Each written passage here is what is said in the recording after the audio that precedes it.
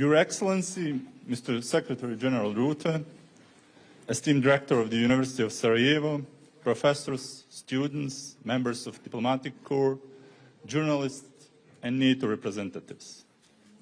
It is my great honor to welcome you to the Faculty of Political Sciences. Today's event is a testament to our commitment to open dialogue and to the strong partnership between Bosnia and NATO.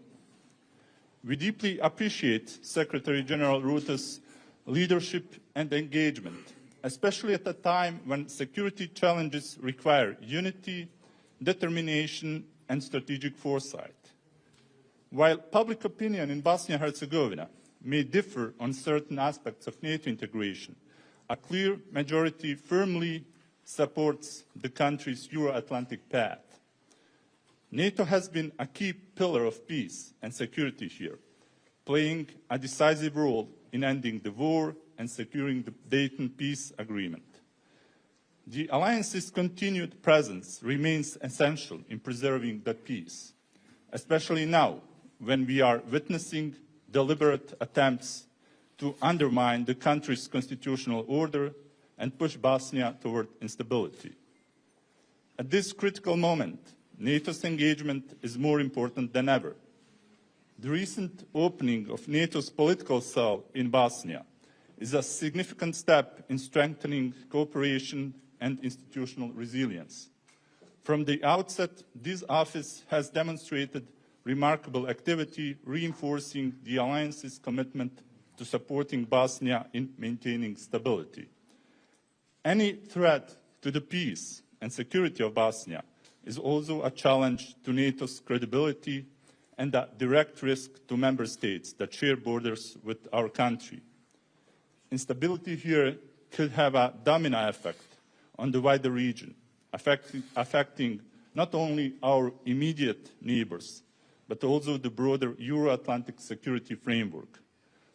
This is why NATO's continued engagement is essential, not only through political support, but also through concrete actions that reinforce Bosnia institutions in defending the constitutional order, ensuring that those who attempt to dismantle the country's stability are held accountable under the law is in the interest of both Bosnia and the broader transatlantic security architecture. Secretary General Rutte, your visit today carries immense significance. It sends a clear message of NATO's commitment to Bosnia and its institutions. I look forward to your insights and to a discussion that will further strengthen our partnership in upholding peace, security, and democratic values in the region. With that, I now invite you to take the floor.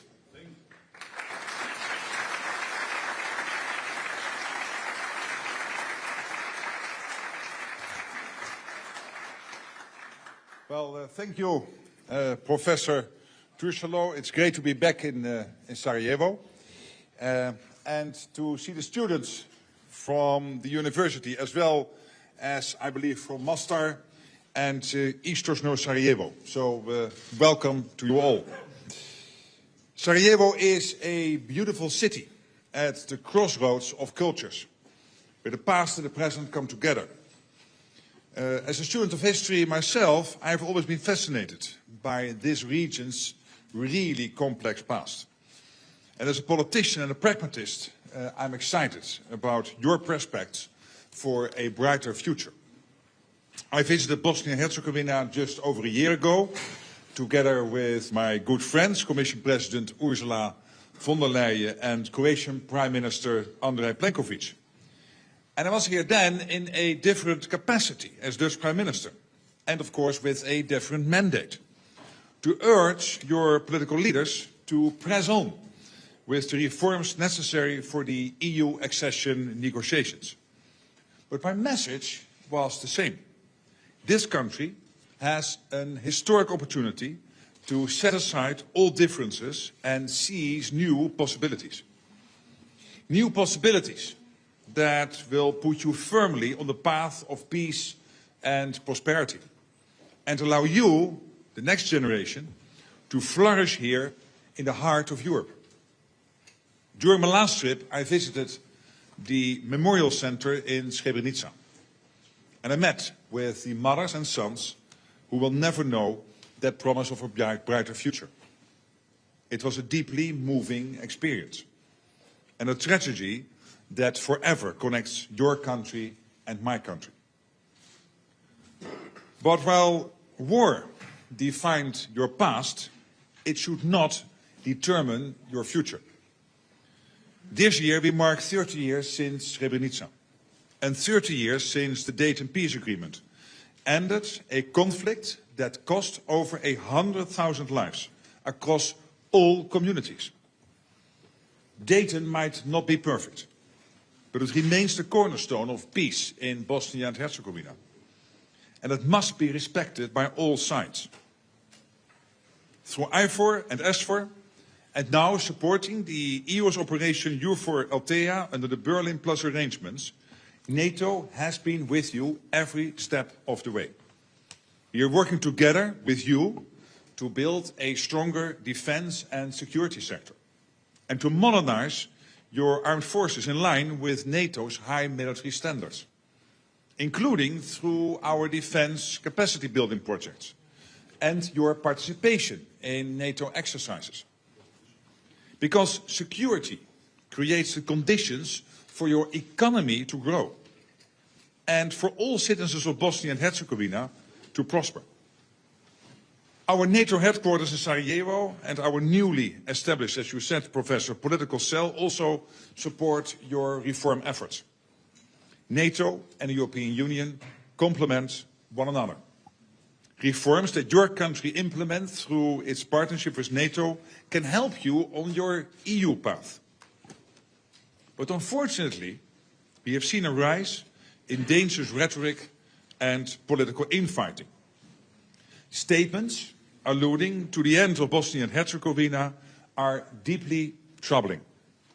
Threats of secession and inflammatory actions are eroding the hard-won security of this country and are dangerous.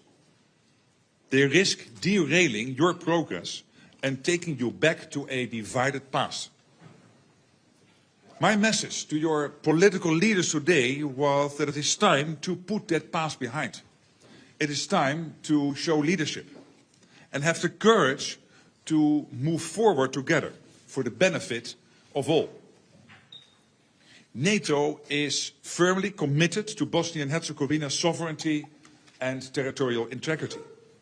We will not allow a security vacuum to emerge or the hard-won peace to be jeopardized. I'm sending the same message of responsibility and reconciliation to your neighbors in the region too. Tomorrow, I will be in Pristina, where our KFOR mission helps to ensure a safe and secure environment for all communities in Kosovo under its UN mandate. I also spoke to President Vučić before coming here. Serbia is a long-standing partner of NATO and an important country for regional stability. A stable Western Balkans region matters for us all. And I want to see everyone in the region working towards this goal. You only need to look to your neighbors in Croatia, in Montenegro and in North Macedonia to see the benefits that Euro-Atlantic integration can bring. I know that different views persist, of course, on NATO membership, but that in the end is a sovereign decision for your country and your country alone.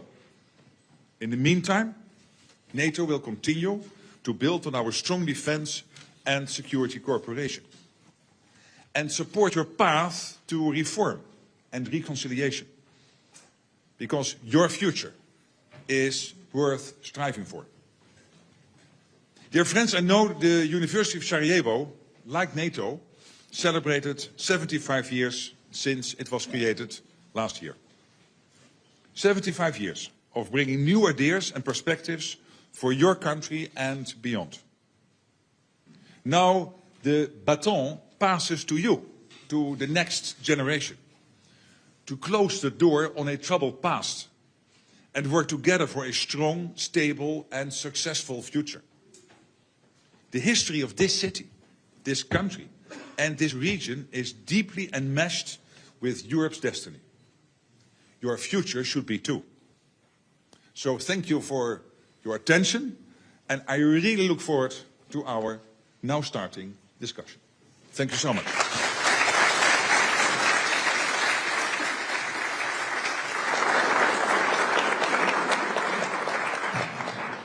To use the time efficiently, we will open the floor to the students' questions. So, please.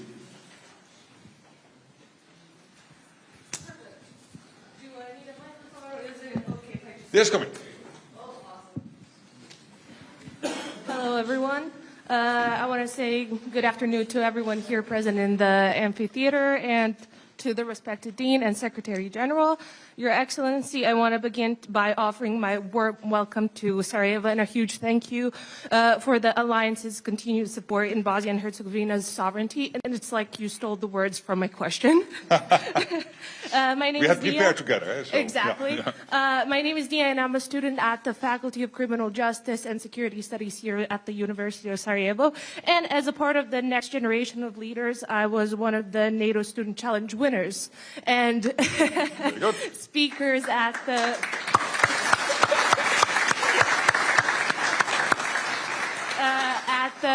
at this October's P360 symposium, and I would like to ask you about a significant part in the NATO 2030 plan. Perfect. 2030 plan. Amongst global threats and emerging challenges in security, the plan addresses the importance of younger generations in the process of decision-making. So in what ways do you see NATO collaborating with local governments in the Western Balkans to involve young people in security and defense efforts, helping them see themselves as a key contributor to regional peace? Thank you. Very good question. One more. First of all, good afternoon, and thank you for your time. Thank you for visiting Bosnia and giving us the time that we actually need right now. So, considering the escalating political crisis in Bosnia and Herzegovina, particularly the actions of Milorad Dodik, to effectively erase state competencies in the territory of entity Republika Srpska, how does NATO plan to respond to ensure stability and prevent further escalation? Yeah. Well, to start with the first question, of course, in NATO, we are working with many young people. When you would come to Brussels, maybe you've been at the headquarters, there are many young people working there, and it is really important. I'm so happy to hear that you are so motivated to do this, also studying at this wonderful institution. So we need young people to get involved, and security, our collective defense, it is worth striving for and spend time on. And we cannot leave this to the senior generals or to the senior older politicians. We need the young people to really step up. And by the way, I hope that you will live by the creed of saying sorry afterwards and not always asking for permission at the beginning, because that is important, otherwise nothing changes. So try stuff and push the boundary, push the envelope, and I guess you will. So thank you. And on the Dodik question, I already this morning had a press conference, and I made all the statements about us supporting the territorial integrity, the sovereignty. We will not accept a security vacuum. We want to work with Bosnia-Herzegovina to really further the NATO Bosnia-Herzegovina Security Cooperation, of course. And we call upon all people here to accept, when state institutions come to certain verdicts, to accept them, including upholding the office of the High Representative and the Dayton Peace Agreement. Having said that, this is not the whole answer, because there is more, and that's what I also very much stressed this morning, and that's about leadership. Because I know that some senior politicians here are irritated by the office of the High Representative, so you can endlessly debate it. But why have stuff coming there? But why not solve it before it gets to the High Representative? Because then you really take the power of this country back in your own hands. And this was basically my challenge to the Troika, the senior, the presidency, the three members of the Bosnia-Herzegovina presidency, saying, well, I know you are hugely divided on many issues, but you are the only show in town. Because you can point to whatever direction, but you have to do it. And I know them all three very well, two of them very well, the chairwoman And the Bosniak member, the Croatian member, I've met a couple of times, but they all three, I think, have what it needs to do it. But then you have to sit together, you have to dialogue, and you have to take this country forward. That's really crucial. And don't delegate this to a high representative. And when you ask me, of course, I will uphold that office. I will fully say that I am behind it because it is an integral part of what we got out of Dayton. But it cannot be the whole answer. So stop quarreling was my message and start taking the leadership of this country in your own hands. And I think the three of them could do that. So I hope they will. It's really important because we are at a quite vital juncture now in history. Okay, thank you. Okay. Sir. I think it's working. Hi. Yeah. Welcome to Sarajevo. My question is how closely is NATO cooperating with the European Union and the other international actors to address Republika Srpska, leadership threats to sovereignty of Bosnia, and what additional steps can be taken jointly? Thank you. Hello, welcome to Bosnia and Herzegovina. Thank you for coming in this time of needs. And my question for you is, how concerned is NATO about Russia's hybrid warfare tactics, including disinformation, campaigns, cyber attacks, and political interference in the Western Balkans, particularly given their potential to exacerbate ethnic tensions and undermine regional stability? Well, thank you for both questions. On the first one, NATO is not here particularly looking at Republika Srpska. We are here to help for you guys in Bosnia and Herzegovina to build the armed forces, to get things going, and to support, of course, what the European Union is doing here. But it is not particularly geared towards Dodik or Republika Srpska or whatever. Of course, we are worried, and that's why I'm saying we cannot have a security vacuum in Bosnia, Herzegovina, and we need for leadership to take responsibility. On the second question, this is a broader issue, not only the Western Balkans. And we have had a huge debate in NATO about this whole issue of hybrid threats, which I think sounds a bit cuddly. And these are not hybrid threats when you look at what happens all over Europe, not only Western Balkans. The cutting of undersea critical infrastructure in the Baltic Sea, the assassination attempt of the CEO of Rheinmetall, the undercutting by cyber attacks of the National Health Service in the United Kingdom, the jamming of commercial planes on the eastern flank of NATO. This is all taking place, and this is why, as an alliance, we are really stepping up now to make sure that we not only register what is happening, but also then act upon it. And that can be sometimes in an asymmetrical way, it can sometimes be direct. But for example, what we have now done in only 6 or 7 days, we brought together this Baltic Sentry mission in the Baltic Sea. After, on the 25th of December, this undersea sea cable was cut between Finland and Estonia. And we had a summit meeting early January on this. And here the interesting thing about NATO is that it can be sometimes a bit bureaucratic. But I found out that when the Supreme Allied Command in Europe launches something which is called an activity and not a mission, that we don't need 32 countries to approve. So from now on, we will only have activities and no missions. No, I'm kidding. But this one was really successful because it was brought together in only 6 or 7 days. It was under his remit. He could organize this, and I fully applauded it because we have to react faster, and the Russians hate it. All the evidence we are getting is they hate it because they see this, the EC, the Baltic Sea, whatever you call it, they also see it as their sea, which is logical because, of course, St. Petersburg is also... that port is also connected, of course, to the Baltic Sea. But it's not only their sea, it's also our sea. And when ships from the Shadow Fleet are cutting critical undersea infrastructure, we have to act. And that's what we're doing now. So this is an example of how we have to do this. Yes, Western Balkans. Yes, sometimes hybrid threats, sometimes all these kind of campaigns. But it is happening all over NATO territory. And we have really to get a grip on this, and we are doing it now. Thank you. I should look at you. No, at you. This was your question. Yeah, two of you. Yeah. Sure.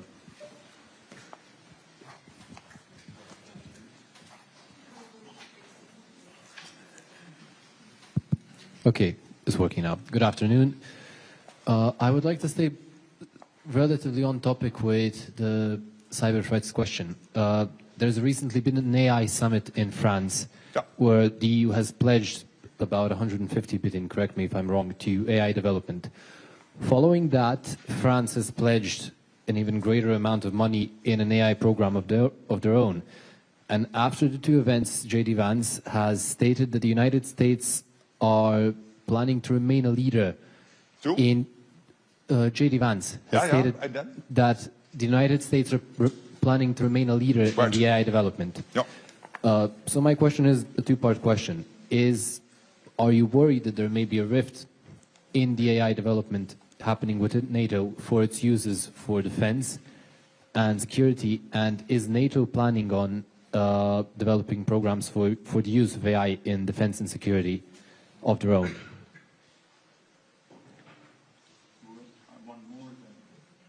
Okay, good afternoon. I hope that you will enjoy staying in Bosnia and Sarajevo, regardless of the topics that you are for in Bosnia. My question is, during recent NATO meetings, you stated that Ukraine must negotiate from the position of strength. So how would a potential peace settlement perceived as favorable to Russia influence nationalist and separatist movements within Bosnia and Herzegovina? Thanks. Yeah, on the first question, I mean, this is a healthy competition. And I think we need the US here, because the US is the leader on many of these developments. Look what happens on the West Coast in the US, in Silicon Valley. It's about the size of the half of the country I come from in terms of the economy and the impact it has. About $500 billion economy there in Silicon Valley, in the Bay Area, so around San Francisco. And so much of all of this innovation and entrepreneurship and the startups, some literally still starting in the attic of the garage, as we think of this, and in an almost romantic way. But this is still the United States. And I'm not sure that you can completely get into competition with that from the government. I'm not so sure. And in the EU, sometimes people think that huge government investments will somehow then bring you into competition with some of these entrepreneurs. You need both, by the way. You need, of course, investments in your, like here in Sarajevo, in the university and other knowledge institutions. You need that. But you also need a conducive environment for young people to start a company, to be successful. You need a culture in which success is celebrated. Instead of, oh, you earned a lot of money, so now you're a bad guy. No, it's positive when you earn a lot of money. Myself, I'm not so much interested in money because I have other stuff on my mind. But if you love money, get it and be successful. And I applaud you, because probably you will then hire people, you will start new things, you will invent something, whatever. So I think you need both. And so I'm both with France and the EU on this, but also with J.D. Vance. And him saying, I didn't know that quote, but if he said the US will stay ahead, that's the sort of competition we need.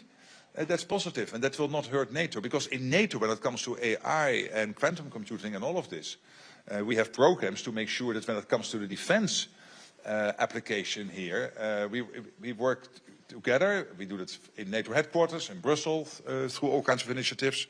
But particularly important here is Allied Command Transformation under Admiral von Jay, who works from the US to make sure that all over NATO we get our hands on the latest technologies. And in the past, they would think about the world in 2100. But since a couple of years now, and particularly with this new admiral leading that operation, it is not only about the world in 2100, but also about the relevance now. For example, this Baltic Sentry mission uses some of the insights from, where it comes to sea drones, some of the insights from this Allied Command Transformation. So we grab that together. A bit of a competition is no problem, and particularly not between the US and the EU. That's good. That keeps us all sharp. And again, speaking to the EU, create a conducive environment for young people to start companies and celebrate when they are successful. It really helps. We can not only do this from the state side. And on the second question, I mean, I think it is good that President Trump tried to break the deadlock on Ukraine. But of course, there is no peace deal yet. This is all still work in progress. There will be a meeting tomorrow between the Ukrainians and the United States. There has been a meeting between the United States and the Russians. And we'll have to take it from here. And in Europe, people are thinking of what could a security guarantee mission look like if that would be necessary to preserve a ceasefire / a peace deal in Ukraine.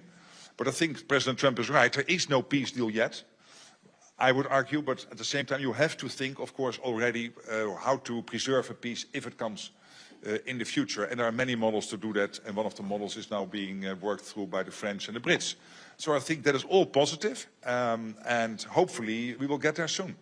But obviously it has to be a good deal, because there is one guy who will at the end judge the outcome of all of this. And that is the General Secretary of the Communist Party of China, Xi Jinping.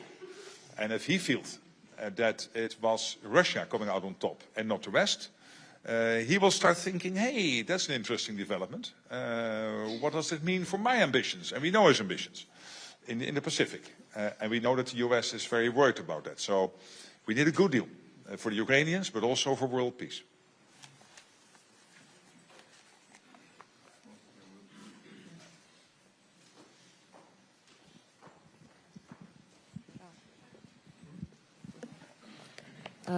My name is Ayla, and first I would like to thank the faculty's management for providing students lectures. Speak louder, a bit louder.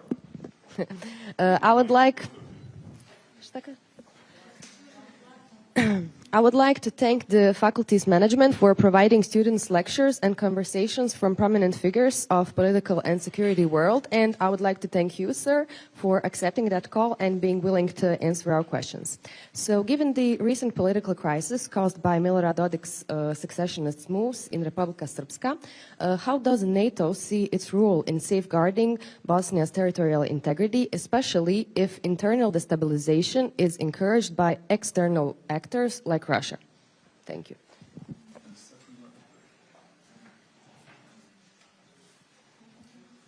Greetings and welcome. I have one question. Who is that? Here. Yes. Again, welcome. I have one question. How can we prevent the spread of fear? I mean, we have the situation in the eastern part of Bosnia, in the Republika of Srpska, that those Bosniaks who are returnees are fleeing in fear.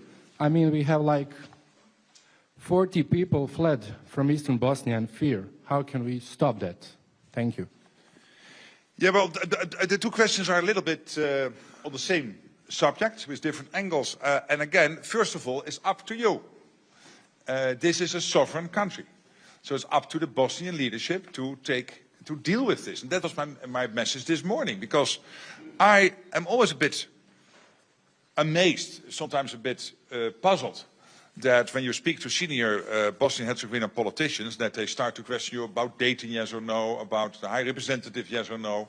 And my reaction always is, hey guys, if you don't like it, take things in your own hands as a collective. And that's why your presidency has been well designed, because you have the three big groups here in Bosnia-Herzegovina represented in the presidency as it is currently organized. But that means moving from commenting on things to taking leadership. And they can. I mean, as I said, I know them all three, so why not? And it means dialoguing. It means sitting together. My country was built. I mean, my country would never have existed with all the infighting we had through the ages if people would not sit together and try to build bridges and maybe have agreements to disagree, etc. But part of that, of course, is accepting realities. And there is a court ruling, we have data, we have the High Representative, and all these institutions need to be respected. We have you for Althea here, with the full backup, of course, of NATO and support. NATO particularly busy here with helping you to build your military and your capabilities in the security domain. By the way, when you speak to your politicians, they could spend a little bit more on their armed forces. 0.78% is even less than Luxembourg, and Luxembourg is the absolute record at the moment in Europe when it comes to defense spending. So please, at least surpass Luxembourg. You could. And this, you could say Luxembourg's very rich, yeah, but this is a GDP key, yeah? So this is how much you spend compared to your GDP, and then 0.78%, and then almost 90% of that spent on salaries and not on other stuff. It's not good. So it has to be increased, and I very much push that message, both with the presidency as well as with the chairwoman of the Council of Ministers, because that is important. But again, NATO is not here to focus on Dodik or Republika Srpska. It is here to help you to keep this country safe. And as I said, we cannot have another security vacuum in this country. It's not acceptable.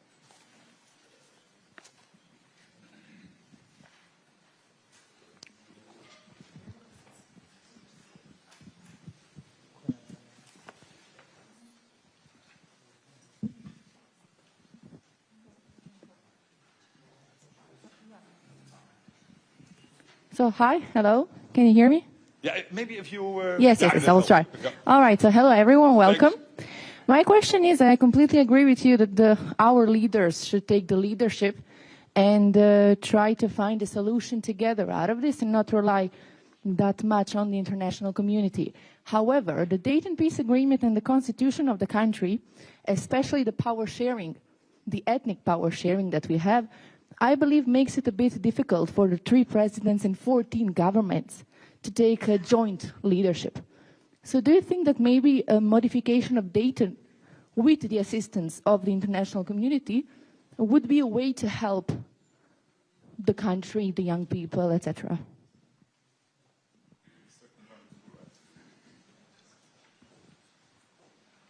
Hello once again.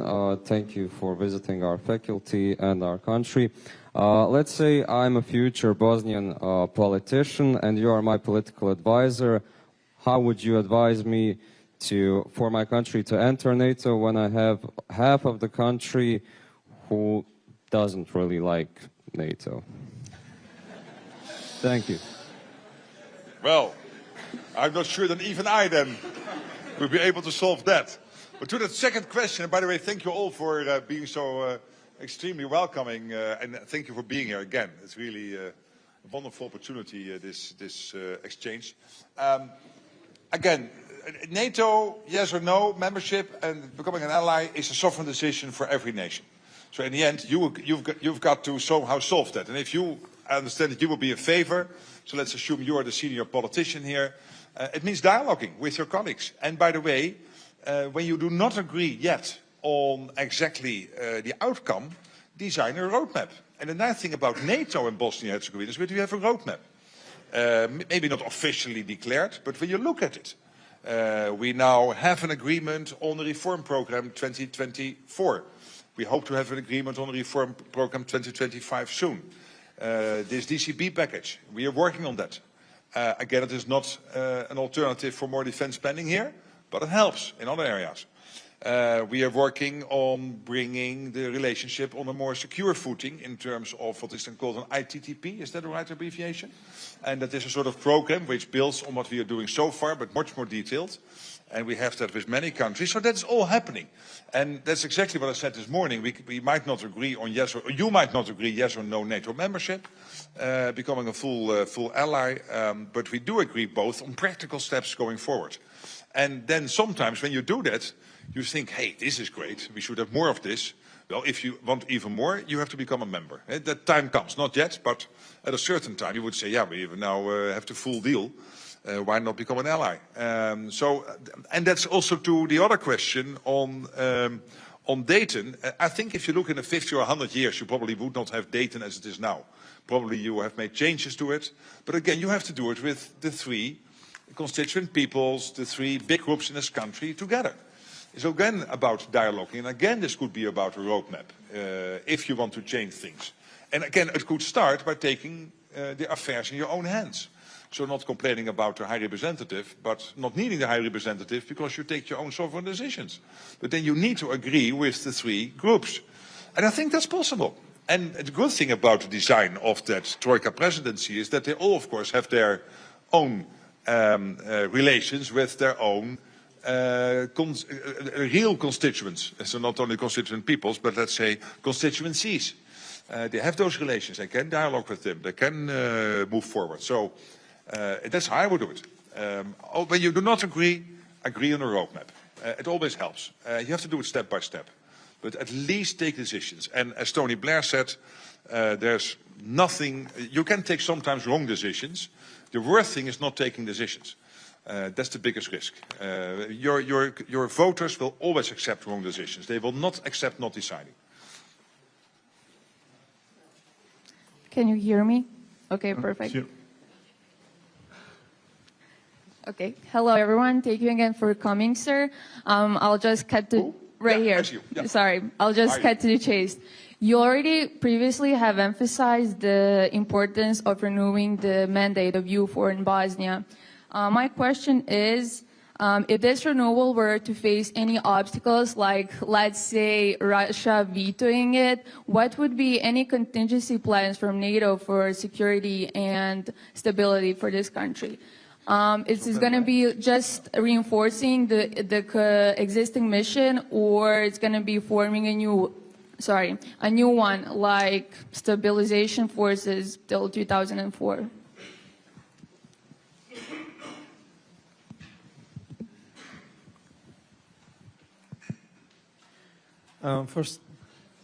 First of all, welcome to Sarajevo. My name is Yahya. I'm a student of the Faculty of Criminology. So I guess, first of all, like young people in Bosnia are currently concerned about their safety due to some anti-constitutional actions from Republika Srpska. So can you please convey this to our partners? I guess my question would be, is there any reason for people to be concerned about the potential war conflict in Bosnia and Herzegovina? And in that case of a potential war conflict in Bosnia, how would NATO respond? Would NATO be in support of Bosnia in that case? Thank you. And yeah, both are what-if questions. And what I found today with all the senior politicians I spoke with, nobody wants a return to the 1990s.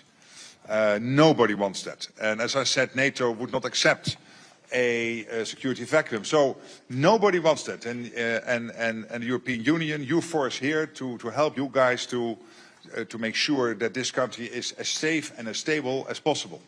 So obviously, if, for example, on EUFOR, if that would not work out, I think it is in November up for re-election, Tom, I think, in the Security Council. Last November it went well. If not, I will not here then speculate about what then might happen, because I'm fairly cautiously optimistic that when it was,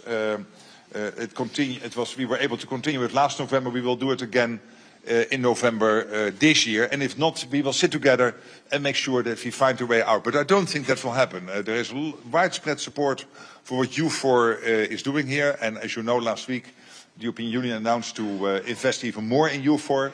And make sure that given the situation, wherever necessary, they would put extra people in. So that's all very positive. So I would not speculate about that. And the same about if things go wrong here in terms of the security situation. Yes, there are tensions now about Dodik, about Republika Srpska, I know. And that's why I'm calling upon everybody to stick with legal court rulings, the legal procedures, the political traditions you have established in this country, because in the end it will be the institutions and the leadership of the politicians filling those institutions which prevent this spinning into more than a political issue. It should stay a political issue and it should be solved. But in the end, I strongly believe that before you come to some international body or to a high representative, that it should be your pride and your wish and your sovereign right, by the way, to decide it yourselves. But then you have to agree with the three groups. And again, I cannot think of a better body than that presidency, which then presents itself to the people instead of presenting their disagreements to the people.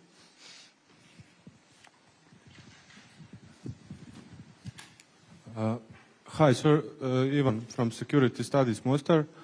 I would like to ask you if event of realization of possibility announced by President Trump about exiting NATO, what would be your vision about life of NATO in future?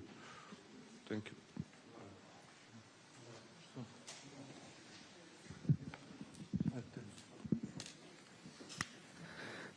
Hello. Hello. I'm Arne Selic from International Relations and Diplomacy in Faculty of Political Sciences in here. You have talked a lot in your previous answers about the need of collaboration, of working together in the presidency between free ethnic groups and all of that, and that's the only solution possible.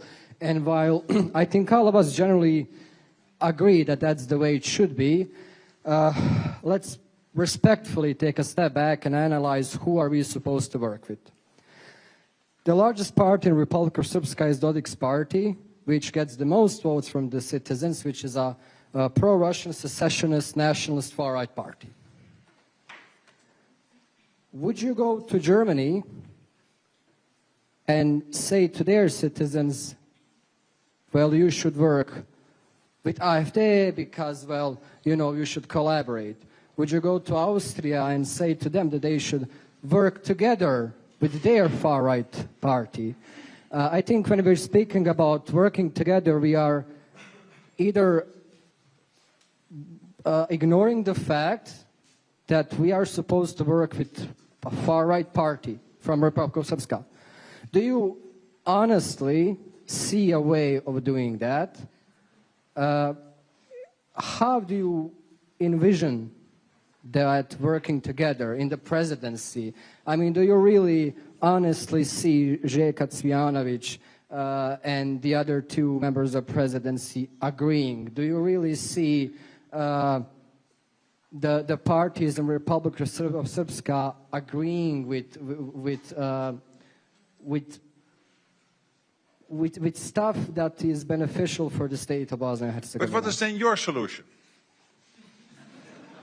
Well, currently our best bet is working with the opposition in Republic of Srpska. Arguably, they are not far better, but yeah, that's currently like the best bet, working with anybody that is not Dodik.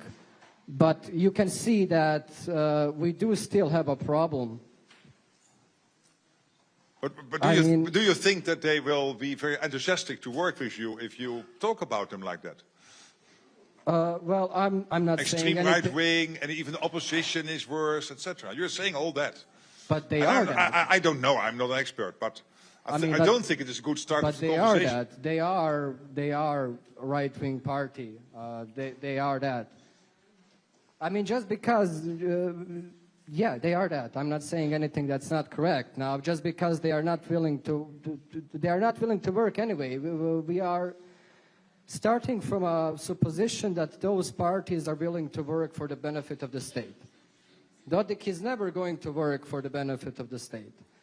So we have already tried that. I mean, those who follow the political situation can see that, for example, the Troika from the Federation, they have tried to work with Dodik. That has also failed. So it's not like we haven't tried the recipe of trying to work together. But that obviously isn't going well. But at the same time, you cannot 30 years after Dayton still leave it to Mr. Schmid from Germany to decide. That's strange. That's not a sovereign country. So I support his position, again, that you don't misunderstand me. I think it is good that the High Representative is here, full support. But in the end, for Bosnian politicians, Bosnian-Herzegovinian politicians to refer to somebody from outside the country is not grown-up behavior. I really don't think that is. And that's why I'm saying you've got to find a way out of this. And you have to organize yourselves. You are all highly versed, very communicative, very well phrased in your questions. So bang on the doors of those politicians and make this happen. And don't hope and stop hoping that somebody outside this country will save you. In the end, I said NATO is committed totally to our relationship. We are committed to your sovereignty and territorial integrity. We will not accept a security vacuum. But having said all that, it would be strange that some outside body would have to deal with this. But respectfully, we haven't created this system. The international community did. Created them so after 30 years. You're the next generation. Some sort of responsibility towards us. created. It is your country. Hey, on the Donald Trump question, he made clear last week 3 times, again, that he is committed to NATO, committed to Article 5. So that's absolutely clear. And we had a meeting last week with the ambassadors in Brussels, and some were worrying and saying, yeah, but can he not be a bit clearer? I said, well, you could also have turned on your television, because he was very clear 3 times last week. Or 2 weeks ago it was, when we had the visits of Starmer, Prime Minister UK, and President Macron, and also the first half hour of the Zelensky visit. He was extremely clear, committed to NATO, committed to Article 5. I was on the phone with him. I hope to visit him soon, and I have no doubt there. The US is committed to NATO, but they expect the European side, and by the way also the Canadian side of NATO, to spend much, much more on defense and have a fairer burden sharing, which is totally logical, because we are really funding some of our social programs here in Europe because the US is spending more on defense than we are, and that's not fair. So there is totally right. And when you look at last week, the 1 trillion announcement in Germany, the 800 billion announcement coming out of the EU, the announcement from Denmark, the UK and others, the Czech Republic, Belgium, we are getting there. We are ramping up defense spending, so now we have to produce. That's the next problem, produce enough defense industrial products. Hi, well, once again, thank you for coming here and answering our answering our questions. I have a question considering the United States of America and how much influence the United States of America has on the Western world, especially the Balkans, and the political situation that is currently happening there with Donald Trump taking up presidency.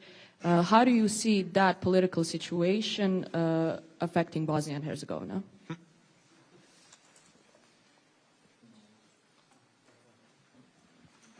Give the mic to the other side. Hi, it's an honor to have you here. I have a question on the part of the DCB program. So DCB. DCB, yeah. Yeah. NATO and other partners are committed to invest in our armed forces, BIH. I have a question on the DCB. It's a 54 million euro investment plan for BIH.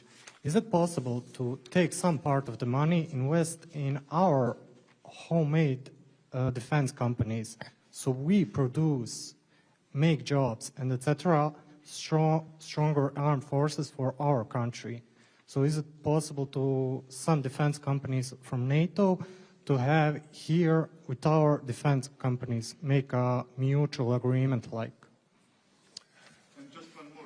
Of course, I would know the answer, but I want to make sure that the team is involved. No? Right.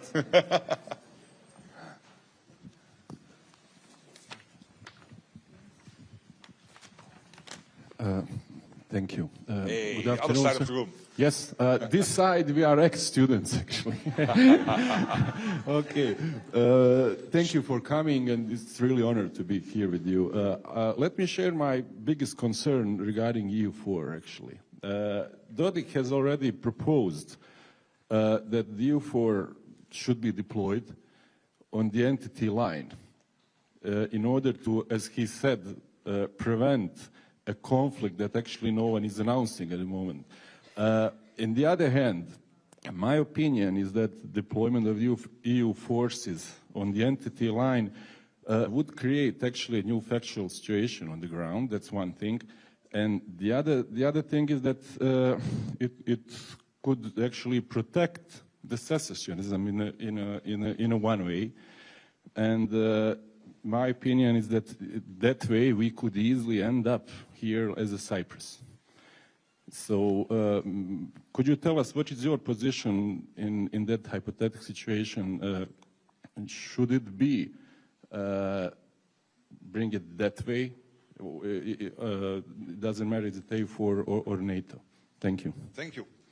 Well, on the first question, US and Bosnia-Herzegovina, history made the United States the leader. But this leader has made clear, and I understand completely why, that they have to pivot more towards the Indo-Pacific. And they expect us here in this part of the world to take a fair share of the burden. And as I said, with all the money now being invested in defense last couple of weeks, all the announcements, that is no doubt going to happen. But that means that going forward, the US will play a big role in Europe, will play a big role in the Western Balkans, and will be very relevant. And always is my impression and my experience with the US trying to balance as much as possible all the security interests we collectively have. So I'm optimistic about that. About the DCB, I don't think you can use money to invest in your own defense industrial base. I think that really has to come from the state budget. And again, 0.78% is a bit low. So call your politicians and spend more. What we are doing, of course, through the DCB is strengthen capabilities in areas like crisis management. I would know this by heart, of course, but I just want to make sure that the people making these Q&As know that I use them. The capabilities in areas like crisis management, cyber defense, countering terrorism, enhance the armed forces of Bosnia and Herzegovina's interoperability with NATO. And this year we launched programs of activities in a number of domains, including counterterrorism, cyber defense, air evacuation, military police, and crisis management again. So that's good, but not this is not moving money from one budget to the other. Yeah, then to your question, there's press in the room. It's not a closed session with just a few people where you can start to think of what if, and then what if, and then what if. So I'm a bit hesitant on going into all these what ifs, because then it is not that I'm complaining about journalists, but they rightly would then write down, hey, Rutte was speculating that if this happens, then that, and then such, and then so.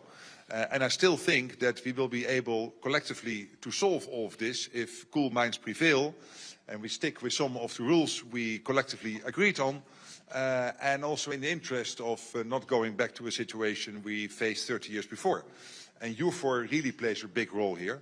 And NATO, of course, is smaller in setup, but still very much involved in Bosnia and Herzegovina through the various activities we have here, working closely with EUFOR, so EUFOR Althea. So I'm optimistic, but I won't go into some of the things you just mentioned, because that would really bring me into 3 levels down of what ifs.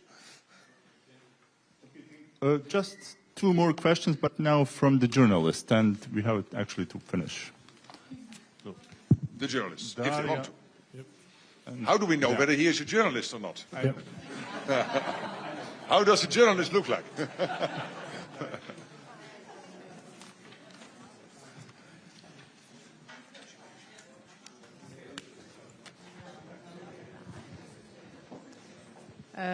Mr. Rutte, Daria Shito, Reuters news agency. I mean, you already mentioned something, and there were questions about actually this U.S. request for more allocations to NATO and for defense.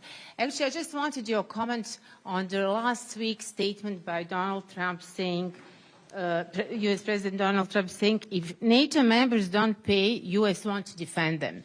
Does it mean that there will be differentiation between the NATO members regarding how much they are giving, how much of, percentage of GDP they are giving for defense? You yourself mentioned 0.7, probably from Bosnia. But, there are some NATO members who are giving less than 2% of GDP, which is now, or 3.5%, which will be required very soon. So does it mean actually that their defense, if they are attacked, will depend, actually the U.S. support in defense will depend on how much money they will give? I mean... Maybe going into... yeah, sorry, yeah. Can I? Yep. Yep, that's me. My name is Mirza Softic. I'm here, yeah. Oh, yeah. My name is Mirza Softic, Al Jazeera. The journalist as well. Welkom in Bosnia. Het is mooi om u hier te zien. Hey, dankjewel. Yeah, maar I'll continue in English because of the others. I used to live in the Netherlands for quite a while. And I don't know any prime minister but you. I've been there for 13 years. The Netherlands is still democracy, but I was a bit wrong. Yes, let's say that, yeah. So my question is, we actually hear all the time the phrasing, partnership with NATO, working together, working on this, working on that. but we don't hear anymore going towards NATO membership, both of Bosnia and Kosovo. So I would like to ask you clearly, are we going towards NATO membership or are we not going towards NATO membership? I know it's up to us, but what do you think? Are we going or not? Both Bosnia and Kosovo. Thank you. Yes, well, I'll start with that question and come to your question. At the end, you gave the answer. It is up to the Bosnian authorities, of course, Bosnia-Herzegovinian authorities. For me, very difficult to predict. What I'm seeing is a deepening cooperation. With everybody I spoke to today was very positive about taking the next steps. And we all agreed that where there is a disagreement about yes or no applying for full membership, for becoming a full ally, a full-time ally of NATO, that it doesn't make sense to discuss that, but to indeed stick with the immediate future, which is building on what we have. And that's what we are doing through the DCB, through the IPPP, the fact that the reform program was agreed now for 2024 in March this year. And the Council of Ministers told me they want to adopt the reform program for 2025 soonest. So I'm positive about that. And then we'll take it from here. And I cannot, I cannot predict the future. But I think this is good that we do this together, but it's very difficult to predict exactly what happens. And on the question of spending, I mean, Donald Trump has been very clear on that he expects the Europeans and the Canadians to do more. By the way, he started this in 2016, when he became president in 2017. And he was very successful in his first term in ramping up defense spending in Europe. And since he became president again, the numbers coming in now are really staggering. As I said, Germany. When you look at the announcement the incoming coalition has been making last week, that was more than the Zeitenwende of 2022. It's about 10 times the Zeitenwende. When you add it all up, it is 1 trillion, I believe. The Zeitenwende was 100 billion. So this is an amazing amount of money, an amazing new development by the Germans, probably also having a huge impact in positive sense on their economy, because it is not only defense spending but also infrastructure and all that.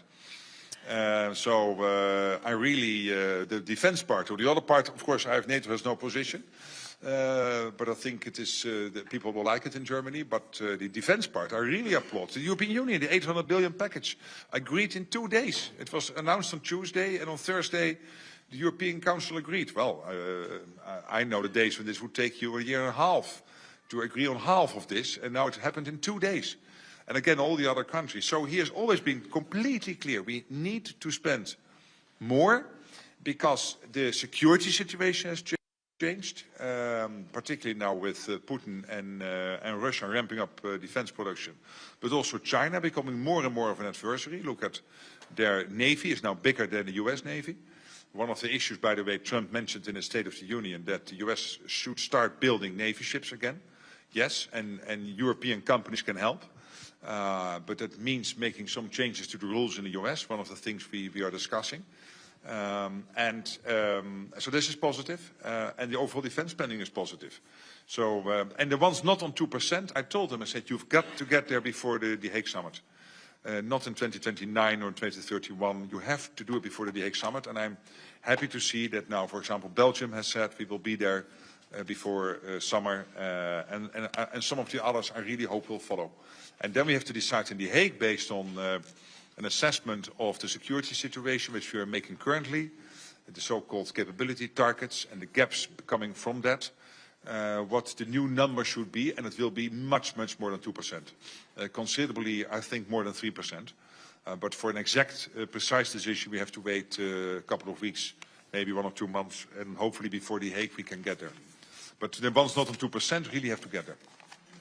So, Mr. Secretary General, thank you for spending this hour with us and for engaging with the students. I hope that your next visit will be under better circumstances here in Bosnia and Herzegovina. Thank you very much.